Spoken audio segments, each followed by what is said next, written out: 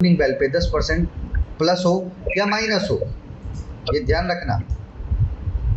अब अगर 10% है, जैसे 10% ये माइनस था ओपनिंग बेल पे, राइट, तो आप लोगों ने क्या करना है, सबसे पहले चेक करना है राउंड फिगर वाली पुट कौन सी है। फिर मैं आपको दिखाऊंगा। इसमें ये है आपकी 1650 वाली है, तो 1600 पुट वाली राउंड वाली जिसमें डबल जीरो हो या जीरो हो, ठीक है, उस पुट को लगाना है।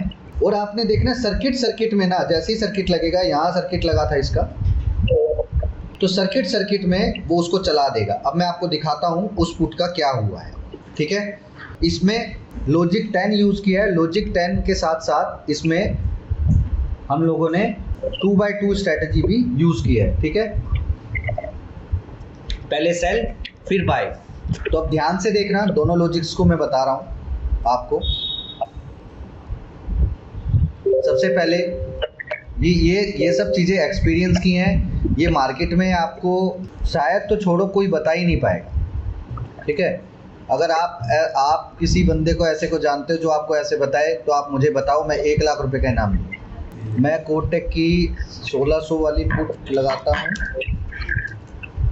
दोनों मई की और अप्रैल दोनों। ये डैशबोर्ड, ये मैं यहाँ लाया, डैशबोर्ड किया, हाँ।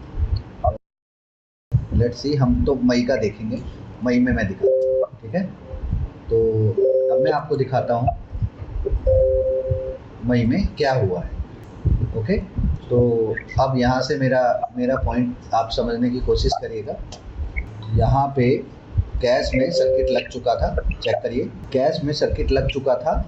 कैश में लगा था सर्किट 9:21 यानी 22 पे।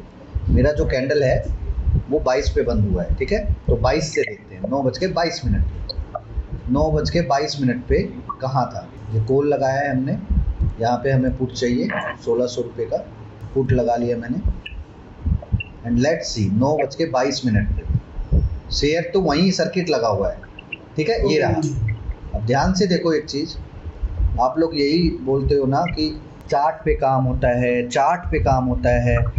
What about the logic? So logic will give you always money and technical analyze always will give you loss.